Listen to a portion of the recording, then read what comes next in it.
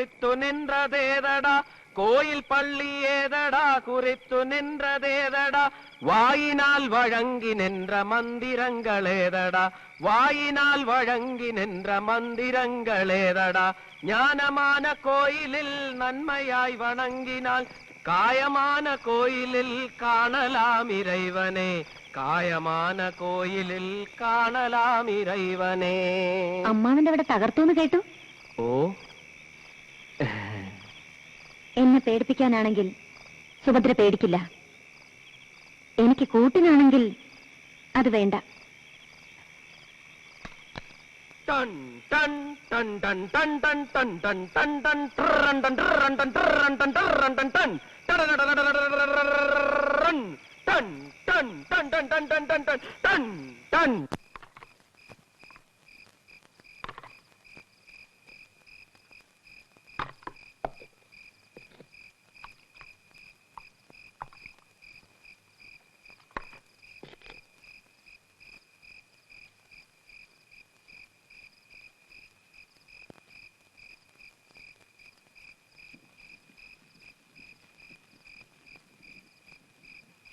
നിന്നെ ഇന്ന് തമ്പിയുടെ വീട്ടിലെ ഇടവഴിയിൽ കണ്ടു. ആശാരി തങ്കന്റെ കുടിയുടെ മുന്നിൽ വെച്ച് തിരിഞ്ഞു നോക്കിയപ്പോ നീ എന്റെ പിന്നാലെ ഉണ്ടെന്നറിഞ്ഞു. എന്താ നിനക്കിന്ന് ഇവിടെ വരാൻ തോന്നിയത്? നീ ഇരിക്കെ. എവിടെയാ നിന്റെ ഉറക്കം? വേണമെങ്കിൽ പുറത്തെ ചായ്പിൽ കിടന്നോ. നിന്നെക്കുറിച്ച് ഒരുപാട് കേട്ടിട്ടുണ്ട്.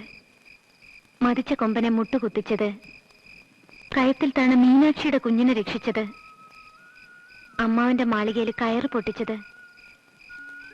എല്ലായിടത്തും ചുറ്റി നടക്കുന്ന നിനക്ക് എനിക്കായൊരു ഉപകാരം ചെയ്യാമോ? എന്റെ ആളിനെ നീ എവിടെയെങ്കിലും കണ്ടോ?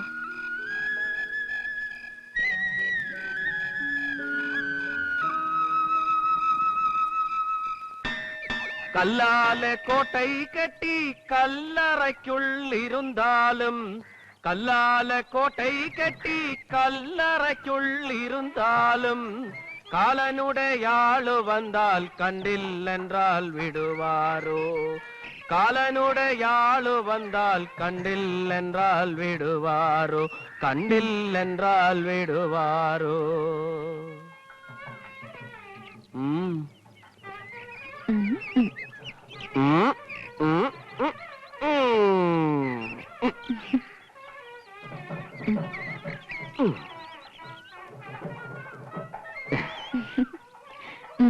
പൊയ്ക്കോ.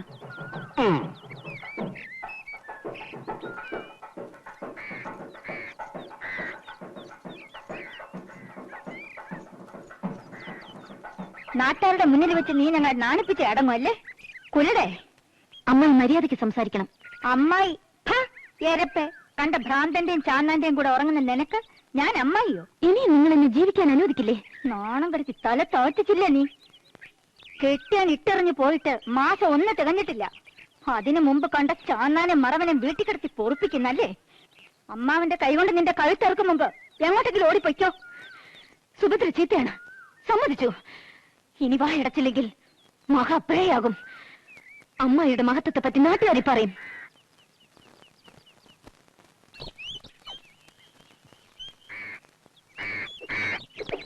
എങ്ങോട്ടാ? ഇത്ര ഭീരുവാണോ നീ? എന്നെ വിട്ടു പോവില്ലെന്ന് സത്യം ചെയ്തതല്ലേ? ഭർത്താവിനെ എന്റെ അടുക്കൽ എത്തിക്കാമെന്ന് വാക്ക് തന്നതല്ലേ? അതും വേണ്ടെന്ന് വെച്ചോ? ഓ, ഞാൻ ആരോടായി സംസാരിക്കുന്നത്? സുഭദ്രയ്ക്ക് ഒറ്റയ്ക്ക് ജീവിക്കാൻ കഴിയും. പക്ഷേ നീ കൂടെ ഉണ്ടെങ്കിൽ ഒരു കൂട്ടായി, കൂടെപ്പിറപ്പിനെ പോലെ വിശ്വസിക്കാമല്ലോ. അത് വേണ്ടെന്നാണെങ്കിൽ പൊയ്ക്കോ.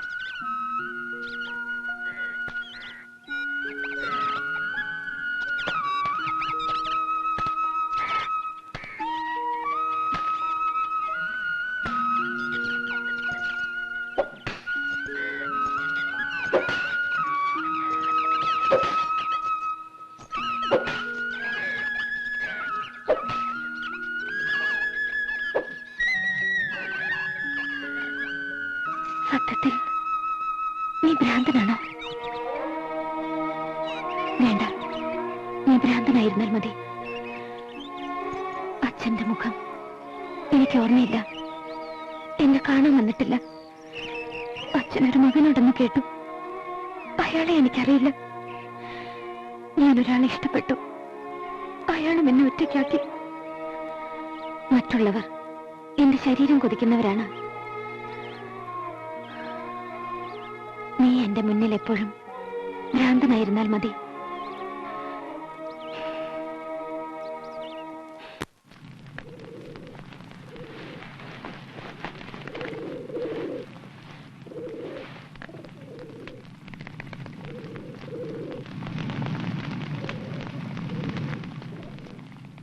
വന്നു അല്ലേ? സത്യം ചെയ്യാം. വേണ്ട.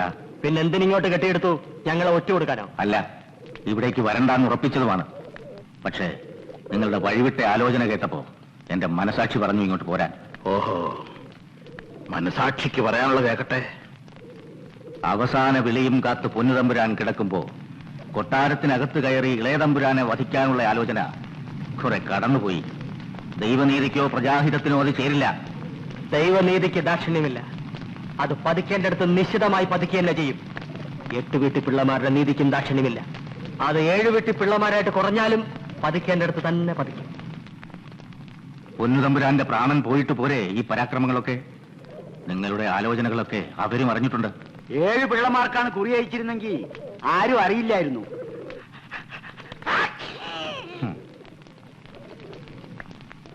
നിങ്ങളുടെ പക്ഷത്തൊരാൾ സേനാനായകൻ ഓടിപ്പോയിട്ട് അധിക നാളായില്ല. അങ്ങനെയും സംഭവിച്ചുകൂടെ? അങ്ങയോട് എനിക്ക് പ്രത്യേകിച്ചൊന്ന് പറയാനുണ്ട്. അതിനു മുമ്പ് ഒരു ഉപകാരം ചെയ്യാൻ സന്മനസ് കാട്ടണം. കഴക്കൂട്ടത്തിന് എന്നെ വിശ്വസിക്കാൻ. എങ്കിൽ ഈ സുന്ദരയ്യൻ എന്ന മഹാബ്രാഹ്മണനോട് കുറച്ചുനേരം പുറത്തുപോയി നിൽക്കാൻ കൽപ്പിക്കുക. ഇയാൾ ഒറ്റുകൊടുക്കുമെന്ന ശങ്ക കൊണ്ടല്ല. ഇയാളിലെ കുതന്ത്രക്കാരൻ എന്റെ വാക്കുകളെ തകിടം മറിക്കും.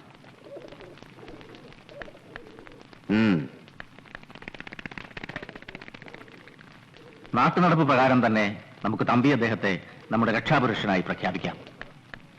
മഹാരാജാവായി പട്ടം കെട്ടാൻ കുറച്ചുകൂടി കാത്തിരിക്കുക.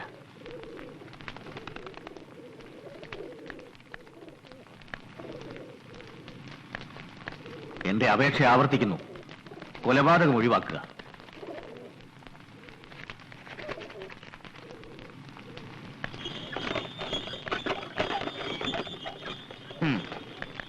കഴക്കൂട്ടത്തിന്റെ വാക്കുകൾ ഒരു കാശിയാത്രക്കാരന് ചേരും.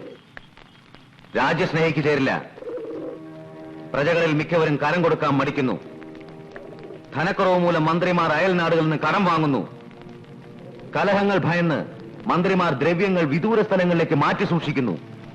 ഭീരുക്കൾ പോലും ധൈര്യം അവലംബിച്ച് രാജ്യദോഷത്തെക്കുറിച്ച് പരസ്യമായി പറയുന്നു. രാജഭടന്മാർ ചിലപ്പോൾ ആജ്ഞകൾ ലംഘിക്കുന്നു. ഇംഗ്ലീഷുകാർ നൽകുന്ന സഹായത്തിന് പ്രായശ്ചിത്തമായി അവർ ചോദിക്കുന്നതൊക്കെ നൽകുന്നു. ഒരു ദുർബലമായ രാജ്യത്ത് അതിദുർബലനായ രാജാവ്, അതാണോ നമുക്ക് വേണ്ടത്? എനിക്ക് രാജ്യമാണ് വലുത്, അച്ഛനല്ല. പറയൂ, ഇനി നാം കാത്തിരിക്കാം.